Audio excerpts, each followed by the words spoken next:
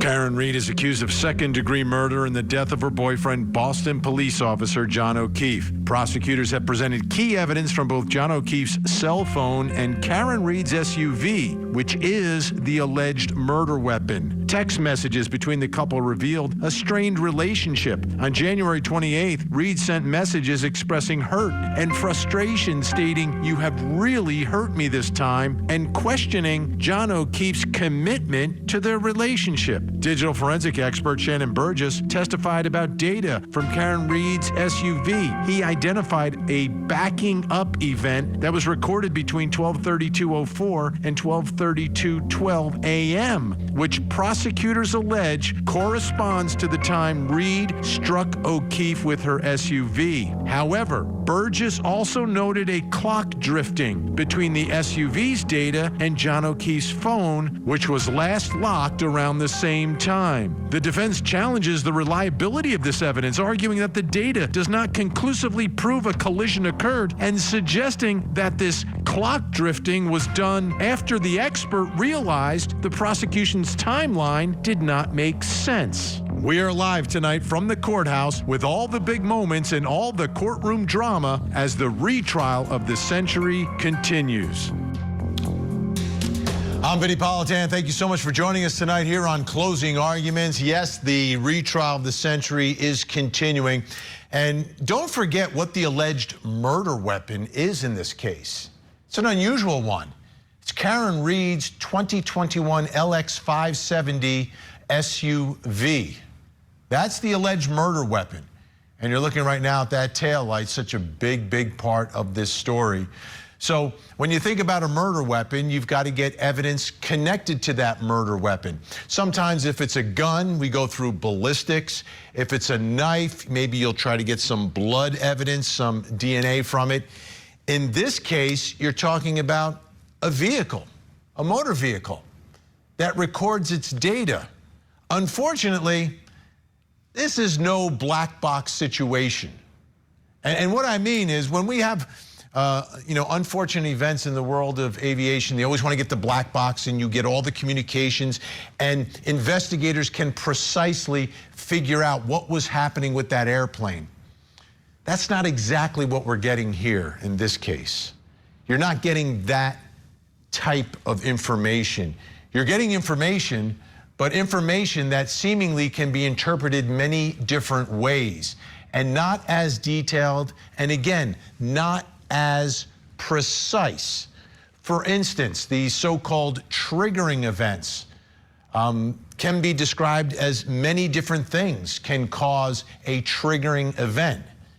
And the digital evidence here is out of sync. And that's another problem here. And when we're talking about the digital evidence being out of sync, the digital evidence from the SUV and the digital evidence from the phone, everything is connected to a clock and is time-stamped. But in this case, what the prosecution had to do was take that timestamp from the SUV and change it. Take the time and literally move it to put it in sync with the cell phone. And the big question is, what will the jury think of that? That an expert has to take data and change the data to make it fit the timeline for the prosecution. Now, prosecutors will argue, well, yeah, everything, stays the same. It's just we move it all over, 21 to 28 seconds. But that's what's happening here. Again, all this information isn't lining up exactly the way you would want it to line up if you were prosecuting this case.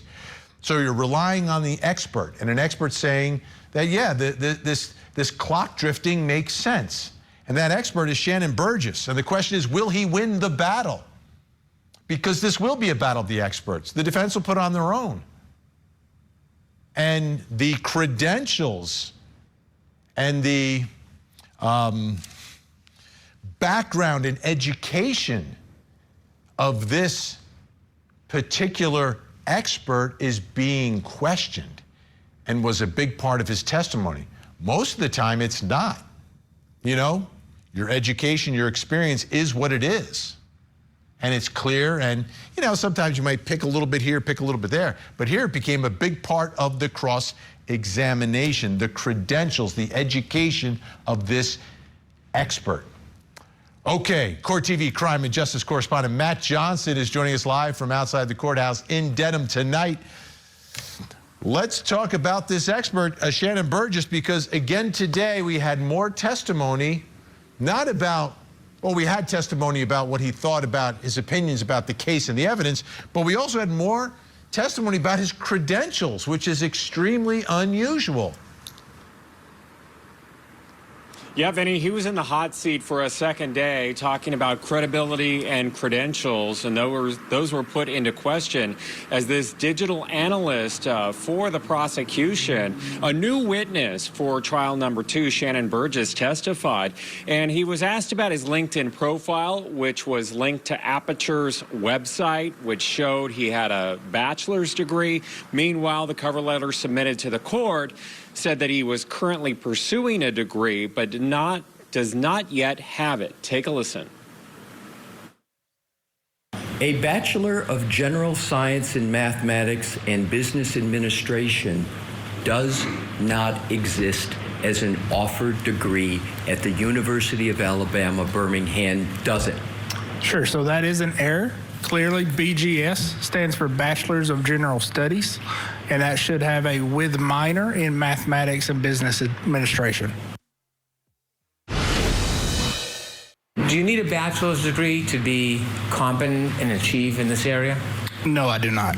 Is a bachelor's degree a prerequisite of success in a particular field? No, it is not. You ever hear of Bill Gates? Yes. Stephen Jobs? Yes. Oprah Winfrey? Sustained. That was somewhat of a big moment. It was a lighter moment as the redirect took place, Vinnie, but bringing up Oprah Winfrey, like there were smiles in the gallery. I'm in court this week. I'm looking at the jury. And, you know, when he was questioned about his credentials, I also found it interesting. You usually don't see people writing down notes, but this jury, a lot of the members were writing notes, taking notes about his past and his education level. Right, and his LinkedIn was not accurate, and he's the one who wrote his LinkedIn background. And I think the one thing he said today was, I didn't update my LinkedIn, or he may have said it yesterday, didn't update his link. But when you update your LinkedIn, you usually add more. You don't subtract from your credentials when you update your LinkedIn. Generally, the longer you work in your career, you're adding things, not subtracting them. That didn't make sense to me. Well, and one more follow-up on that. This pursuing the degree, was there any further questioning about exactly how he's pursuing it or for how long he's been pursuing it? Is he currently enrolled in classes? Yeah, yesterday, in the first day of his testimony, when cross began, we learned that he had been pursuing it for 17 years.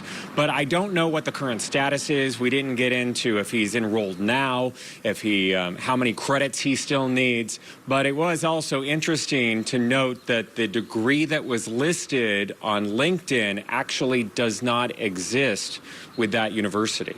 Right. I mean, and if he's not enrolled right now, he's pursuing that degree as much as I'm pursuing my master's at Harvard right now for whatever, because I'm not.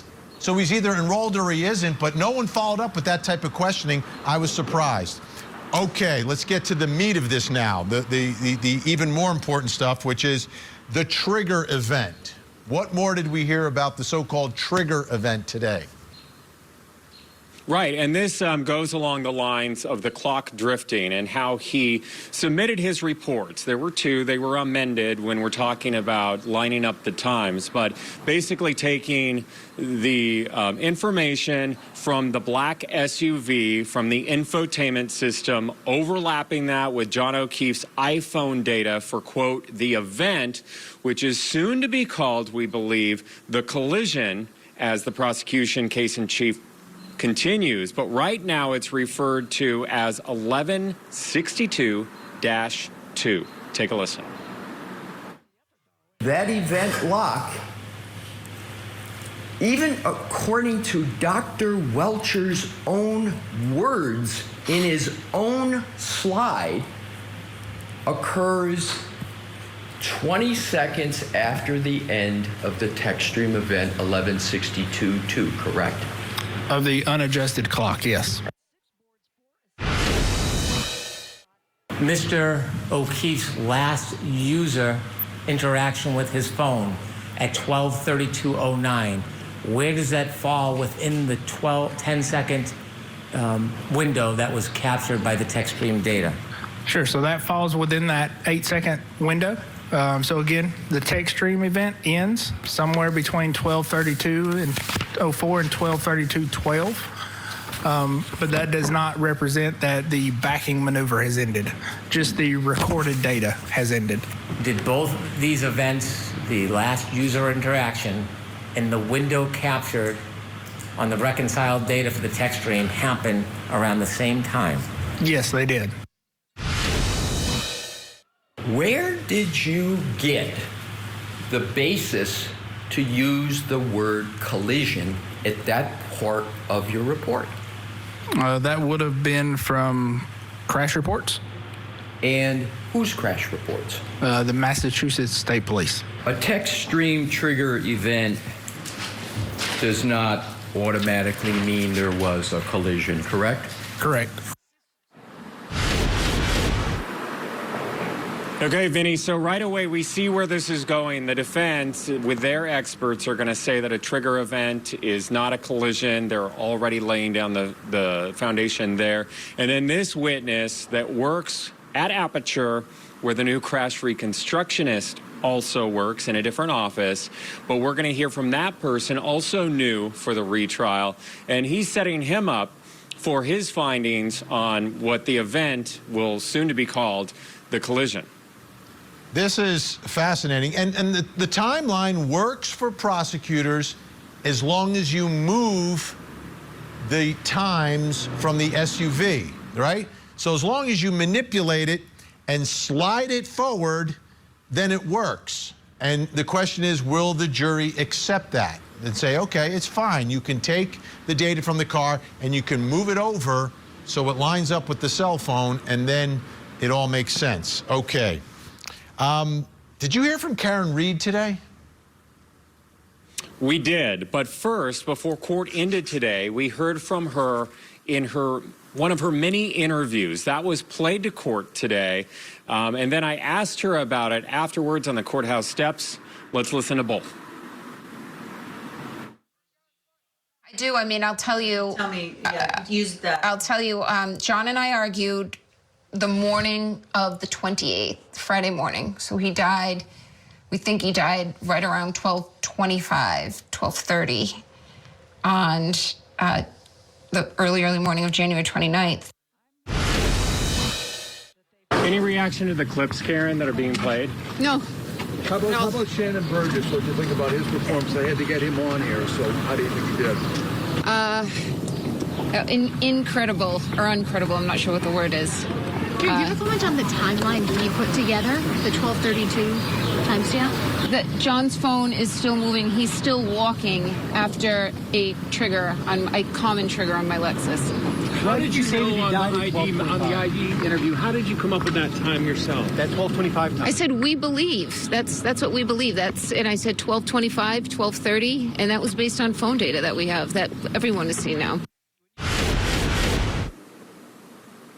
All right, Vinnie, so no comment on those clips that are being played during the state's case in chief, and still no indication whether or not she's going to take the stand. Remember, in the first trial, she did not testify on her own behalf. But we also learned today through Karen Reed that the state's case is wrapping up. She thinks that they have about a week or so left, and then she indicated that the defense case in chief will be pretty short.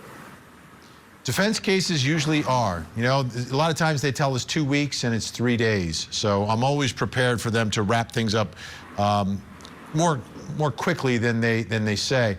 The bottom line, those clips are a big difference here in this second trial, and they're not helpful to the defense. Whatever they say, I just don't think they're helpful to the defense. We'll see. Ultimately, the jury will have to say.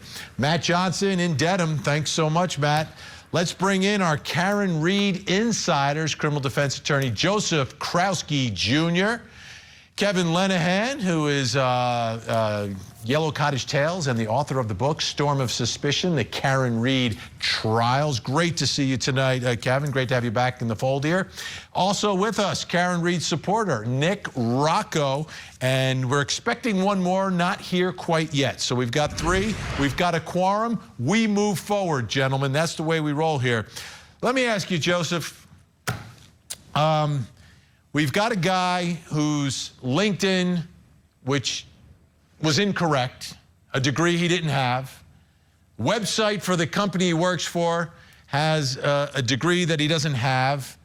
Why should the jury believe this expert? Aren't experts 1,000% about credibility? So that your viewership understands how this works, when you call an expert or you intend to call an expert as a witness at a trial, you're required to turn over their CV. It's like a resume on steroids. It is more material. In this case, Mr. Burgess turned over a CV in October of 2024 and then again April of 2025. In both of those documents, which is the actual document that the defense is going to rely on and the jury is going to rely on, he did not indicate that he had a degree. In every prior occasion where he's testified to a jury or to a fact finder in a court of law, he's never testified that he's had a degree. I would concede, there was a glitch with the LinkedIn account from years ago, and it looks like the marketing department of Aperture relied on that in creating the website. And certainly Attorney Alessi capitalized on that. However, at some point, I think he probably went too far where it became more belittling than effective. But credibility can be measured in 2 ways, not just veracity, the credibility of your information. The data he relied on cannot be manipulated. And I know we're going to talk about that. We're going to talk about that one step at a time tonight, one step at a time. But it bolsters and supports his credibility because everything that he testified to has an engineering and scientific basis of corroboration. I got it. I get what you're saying. We'll get to the meat of that. Right now, we're talking about his education and the way it all played out. So, Nick, what I'm hearing from Mr. Krowski tonight is that when he's sworn in, raises that right hand, he's going to tell the truth. But if he's trying to get clients or trying to get a job when he's not under oath, maybe the resume's a little puffed. Well, he got pointed out today to be a liar. Currently right now his CV might state that he's currently pursuing this bachelor's degree after 17 years of trying to pursue it. But on another CV, it said 2022 that he got this bachelor's degree. And then on another CV that was submitted into a federal court case that Bob Alessi had presented today at the end of the cross-examination, it stated that he got that bachelor's degree in 2024. And not to mention the fact of the bachelor's degree that he has on his CV doesn't even exist at the college that he says he's enrolled in. And as far as the LinkedIn account, it's just so convenient that 72 hours before he testifies, when the defense team is looking at his LinkedIn account, it somehow is disabled from the Aperture website and you can no longer access it. But one of the biggest things that was talked about today was the fact that on his own timeline, he states that this incident happened on January 30th, 2022. So he doesn't even have the correct day. The correct day would have been January 29th, 2022. And the jury saw that today, and the jury heard all of this. And that goes against his credibility, because if he can't even get the day right, how are we to believe any of the times that he's telling the jury that this had occurred? And then just to fast forward, Hank Brennan had said, well, we didn't ask for this. In the report on May 8th, it says, due to your request. And the way he tried to get himself out of that was to say he copied and pasted from a previous report. And like Matt Johnson said, they were writing notes today, the jury. They were listening to what was going on. And that goes all against his credibility. And he might have good data points, but they're not going to believe them based off the lies that were exposed today in court. Kevin, before we hear from you, I want to play a little bit of that cross-examination, and then I want you to tell us what you think about the credibility of this very important expert. When you provided this CD to be filed with the court and made public, did you indicate that you had obtained a bachelor degree? No, I did not. Why did you put currently pursuing? Because I am currently pursuing.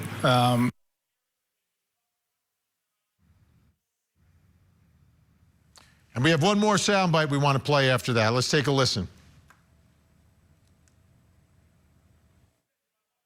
Are you aware of a case in the United States District Court, Eastern District of Texas, Marshall Division, titled Jeffrey Glover and Teresa Glover versus Graphic Packaging International, LLC? Are you familiar with that case? Yes, I am. And is it correct that in that case, well, tell me how you are participating in that case, sir.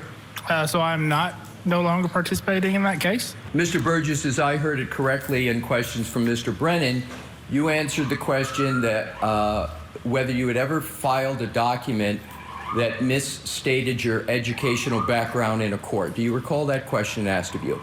Yes, I did. And your answer was no, correct, sir? Correct. So let's look at this document, which we've just gone through, was filed in federal court in the United States District Court, Eastern District of Texas, Marshall Division, which is a federal court. And attached to it is your CV, and in the line of education, it lists under BGS, Bachelor of General Science in Mathematics and Business Administration, University of Alabama, Birmingham, Alabama, 2024. You see that, sir? I do, yes. All right, Kevin, what do you think of his credibility? And do you think he is actually pursuing that degree, or is that just an easy way to, you know, kind of skirt around it a little bit here? Well, let's put ourselves in the seat of the only seat that matters, the jurors, okay? This is, and I think even Nick would admit there, this evidence presented today was the bulletproof, most important evidence in the case. It establishes with the data beyond a doubt what happened. Now, for the defense to win, they have to overcome that. But yet for 2 days, we've heard hours going after the guy's resume. That presents a message to the juror, in my view, of weakness. He didn't challenge any of this data. All you did was challenge stuff about whether or not he's actually pursuing a degree and did he properly represent that. You go after it to a degree, but when you keep going after it over and over, even on recross, it looks like you have nothing else to go to. And I think it's the way it's going to come across to a jury. These people in the jury, they're not people that, for the most part, probably had four-year colleges that their parents funded the whole thing. They're working people that understand that their qualifications for the job, they learned on the job. That's how most people are nowadays. And this isn't a medical field.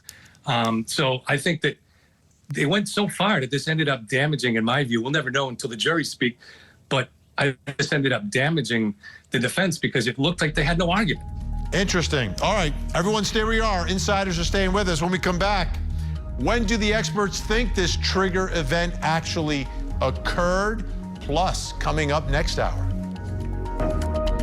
Tonight on Vinnie Politan Investigates, the retrial of the century continues in Dedham, Massachusetts, and we take a closer look at the How's Long to Die Google search. If it was done at 2:27 in the morning, is Karen Reed not guilty? We investigate. Join Court TV's Vinnie Politan with the latest and breaking true crime stories. Now, let's look at the other side of all of that. Vinnie Politan Investigates, tonight, 9/8 Central, only on Court TV. What happened that night? Are you not prepared to take responsibility for any of your crimes? Interview with a Killer, Memorial Day Marathon, starting Monday, 11/10 Central, only on Court TV. That event lock, even according to Dr. Welcher's own words in his own slide, occurs 20 seconds after the end of the text stream event 11:62:2, correct?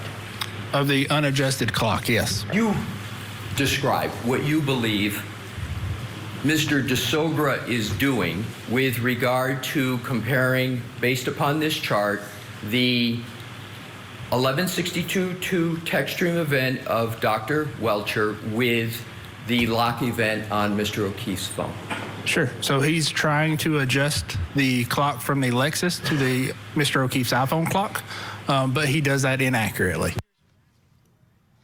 All right, some interesting testimony from one expert about two other experts in this case. And we're all talking about this trigger event, which we all are presuming to be the collision when Karen Reed puts the car in reverse and when, according to prosecutors, she allegedly strikes John O'Keefe. Take a look at this chart, because I just want you to visualize this with these three experts who were discussed today. You have Shannon Burgess. He was the one who testified. He's talking about a text stream event. He says it's between 12:32:04 and 12:32:12 a.m.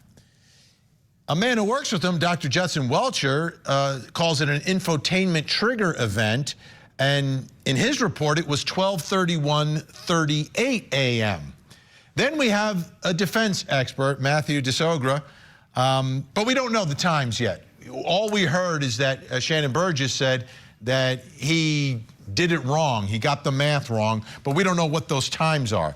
So what's going on here? Let's bring back in our insiders, Joseph Krowski Jr., Kevin Lenahan, Karen Reed supporter Nick Rocco, and I believe Wayne Dennison is with us now as well. Wayne, are you with us? Yep, I'm with you. Great to see you. Okay, everyone's in place. All right, You're Kevin. late, Wayne. All right, Kevin, I know this is your issue, so I want to start with you on this.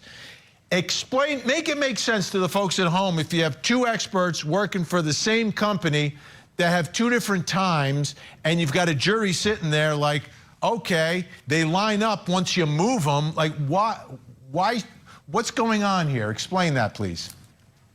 Well, and I would prefer not to use words like moved or manipulated. I would prefer to use the actual word used by the witness today, which was adjusted, as in there's a time variance. So what we have to understand is that the black box data, the vehicle data, does not have a timestamp. It has a running clock within it, but it is able to create timestamps by accessing the infotainment system. But those are not really accurate, like, say, for instance, Waze data and location data on your phone. So it has to adjust those things periodically, or they have to be adjusted later on by the analyst. And what they determined, what the variance here was from 21 to 29 seconds. So nothing was manipulated or forced into it. It's just a matter of adjusting that. And the most important thing to remember here is that this vehicle data, as Joe pointed out, is not something that could have been manipulated by the prosecution, by the troopers, because they were unaware. It correlates so perfectly. The key word is correlation with John's phone. That correlation is airtight, and there's no way that they could have manipulated it because they weren't even aware of it. Troopers Paul, who initially did the vehicle reconstruction, did not have access to John's phone data, and Trooper Garina, who had John's phone data, did not have access to the vehicle data. They were, and as far as we can tell, Adam Lally, the previous prosecutor, all of these people were completely oblivious. Let me get Wayne in the conversation. So, Wayne, will the jury buy it, this time adjustment? Well, I think adjustment is a word that Kevin wants to use, but I think you're going to hear other words, and I think manipulation is the kind of word you're going to hear. I think you're probably going to hear that correlation does not imply causation, and ultimately you're into a battle of experts, and this expert has credentials that are at least questionable. Yeah, we talked about that. All right, Joseph, I know last week in Dedham, you were explaining all this to me. I understand the theory of it. Do you think that a jury in Norfolk County is going to say, okay, that's fine, you can adjust the time? Yes, this is really easy to understand. At 12:12, there's a key cycle showing that Karen Reed turned her Lexus on. That's corroborated by video from the waterfall. Karen Reed, in her video clip, said they drove by Fairview accidentally and did a three-point turn at Cedar Crest. At the end of the three-point turn, 12:23:38, the infotainment center timestamps the Lexus. At the same exact time, John O'Keefe's phone is 29 seconds ahead. It's not manipulation. It's the actual timestamps from both devices. Go to 34 Fairview. The car is still in reverse at 12:31:43. At 12:32:16, John O'Keefe never moves again. If you do the 21 to 29 second adjustment, just looking at the data, Karen Reed's car is still backing up when John O'Keefe stops moving. And this is not unique. You get video in cases all the time where a business might have a video clock that's off and you take other means to adjust for the real accurate time. But you cannot contrive and manipulate and manufacture this data. And I think the defense experts are not going to be able to overcome it. So if Brian Higgins framed Karen Reed, he is the luckiest human being walking the earth today that all this data lines up the way it does. Let me ask you, Nick, what is the defense expert going to do here? Well, Joe Krowski might be able to explain it better than Shannon Burgess did, but unfortunately, the jury had to hear Shannon explain it, and he did a very bad job at doing that. So I don't think they're necessarily they might take a little bit from it, but they're not going to get the full extent of how someone else might lay this out. And the unfortunate thing for them is you have one expert from Aperture saying it happened at 12:31 and 38 seconds, and the other one saying, well, you have to move the clocks. So we're going to have to wait to hear what Welcher says when he gets on the stand, if he agrees that, yes, we have to move the clocks, but he did not create a new report for this. The only one that created the new report was Burgess. And why didn't Welcher create a new report? Does he not stand behind it, or is he just going to testify to it? So that's something we're going to have to wait to find out. But the biggest thing is, how did the jury take it today? And I don't think it was received well enough to them to understand what they were trying to put out. All right, we've got more to get to. We're going to talk about that buffer zone outside the courthouse because there was an arrest. What is going on? What are the new rules? We'll talk about that when we return.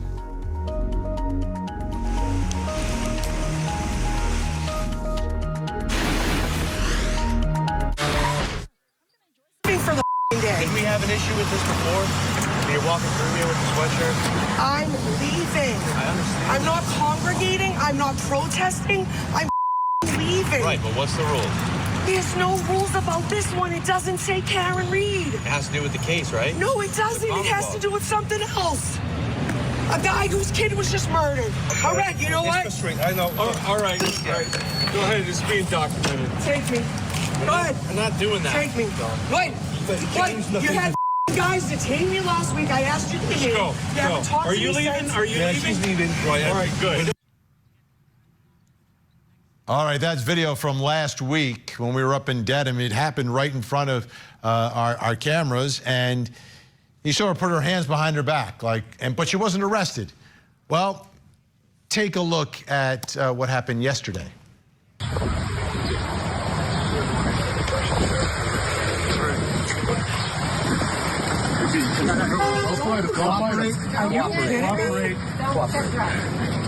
Cooperate.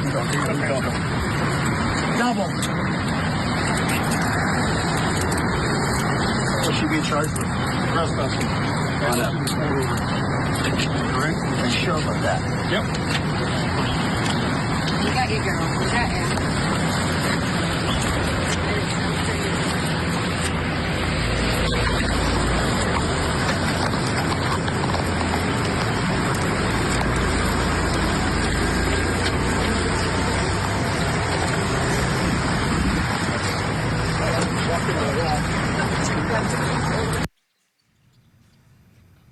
So this time she was arrested, and she confirmed to Court TV that she was arrested wearing the same sweatshirt that was seen in that first video from last week, and she said she'll provide an official comment at a later date. I want to review Judge Cannone buffer zone order, an updated one, because the federal court said, listen, you got to get more specific in all of it. Let's take a look real quickly. The big parts of this are noisy protests are prohibited within the buffer zone. The display of written or graphic material memorials are prohibited from within the buffer zone, but quiet off-site demonstrations on public property are specifically outside the scope of the buffer zone restrictions. And we've seen, I believe, more people congregating in the buffer zone, but without the signs and without making noise. Nick, Rocco, what happened here, and how are things going for the folks, you know, the Karen Reed supporters who have been outside down on Main Street? So majority of the people that are still holding signs are outside the 200-foot buffer zone. The people that you see outside are the ones that don't have any signs and things of that nature. But actually today, Mark Randazza, who has been doing the buffer zone for everybody in the court, had a hearing, I believe it was at 3 o'clock, and it was while Karen's case was going on, and he presented a case in front of the judge to get rid of the buffer zone, because now this is getting to a point where you can't stand on a sidewalk that has, you know, you have words on your shirt and you're getting arrested for this. And then on the 22nd, they're going to be back in federal court in front of the federal judge also to try to get this wiped away, because obviously Judge Beverly Cannone's orders and you know, adjustments of this order is not constitutional. Wayne Dennison, your thoughts? I agree with Nick. I think there's a real constitutional problem with this bar with respect to signs and with respect to graphic detail. This is free speech we're talking about, and I don't see any problem with holding a sign, and I think that portion of the order is really suspect and is going to get some very close scrutiny.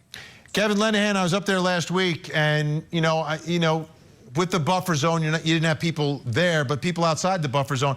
I didn't see the support that we started to see at the end of the first trial for the other side of all of this. What do you suspect is going on there? Well, I think just it helps to imagine here that if this crowd, which is majority free Karen Reed out there over the last couple of years, what if they were the opposite? What if they were a vigilante crowd that was calling to string up the neck of the defendant? That would be highly inappropriate for them to be out there interfering with the fair trial of that defendant. And that's what's maybe getting lost here. The First Amendment does not apply to a trial. That's why you can't have people inside the courtroom with signs and stuff like that. So I think the judges, all of her orders here have been completely reasonable to ensure a fair trial. Everybody deserves a fair trial. The state, Karen Reed, everybody. And there's no need for having commotions outside the courthouse that can be heard and seen, and it could intimidate the jurors and the witnesses. Joseph Krasky Jr., your thoughts? Is this the least restrictive means to control things in Dedham and ensure the proper suspension of justice? So I understand where Judge Cannone was coming from, right, given the first trial, but I have to say it might be at this point an overcompensation. And it might be unnecessarily vague that you cannot have any graphic materials. I also want to say the 2 times I've been there, people seem to be behaving and according themselves quite well from both sides. What we just saw on the screen today, if I'm going to be nonpartisan in this, makes me feel a little bit uncomfortable, someone being arrested for trespassing on a public sidewalk because they have something written on the back of the sweatshirt. So it was well-intentioned. I mean, people were being heckled. There was some really references that could have been perceived to be threats being made at the first trial from both sides. So I understand, but perhaps it's time to take a second look at it and adjust things. All right. We're out of time for tonight, but a big thank you, Joseph Krasky Jr., Nick Rocco, Wayne Dennison, glad we got you in, and again, great to see you, Kevin Lenahan, glad you were back tonight. Okay, we've got more to get to. When we come back, something else you need to know tonight, plus coming up next hour. Tonight on Vinnie Politan Investigates, the retrial of the century continues in Dedham, Massachusetts. Karen Reed on trial for the murder of her boyfriend, John O'Keefe. If Karen Reed said, "I hit him, I hit him, I hit him," is she guilty? Tonight, we investigate. Join Court TV's Vinnie Politan with the latest and breaking true crime stories. Now, let's look at the other side of all of that. Vinnie Politan Investigates, coming up next, only on Court TV. How can anybody think I'm guilty? I said, OJ, everybody thinks you're guilty. Trial and error. Why did OJ win? Marathon begins Saturday morning, 9/8 Central. Only on Court TV.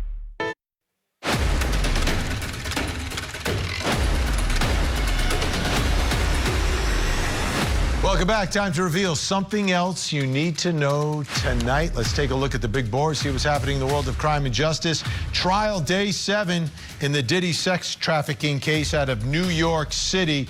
Court TV legal correspondent Kelly Craft is in New York with all the latest from today. Hi there, Vinnie. A jam-packed day here in Lower Manhattan for the Diddy sex trafficking trial. On the stand, one of the 4 witnesses who took the stand today, a male escort who was describing in graphic detail those freak-offs and how when he would be engaging in them, in particular, one instance in which he said, according to his perception, Cassie Ventura appeared to be engaged, interested in what was taking place, that she seemed to be consenting and that was enjoying it. Now, he did say that he had never seen how Cassie Ventura would act when she was not going and participating in a freak-off. He only saw her and witnessed her activities inside one of those hotel rooms when a freak-off was taking place.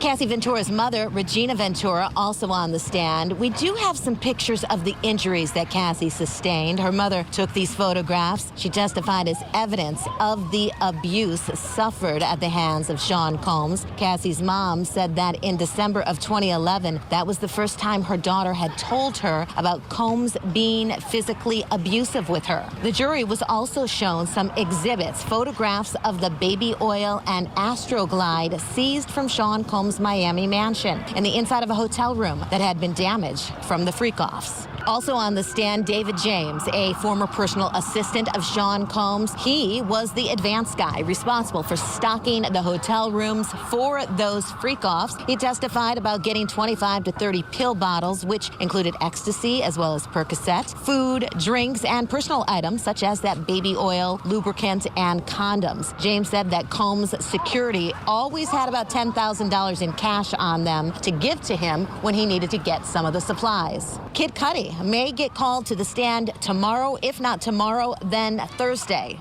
And Vinnie, when court gets back underway tomorrow morning, we do expect that special agent from the Human Trafficking Division from Homeland Security to be back on the stand. Just as court was ending today, he was about to show the jury some high-heeled platform shoes, but then court ended. Those shoes were seized from Combs' Miami mansion. That's the latest from here. We'll send it back to you.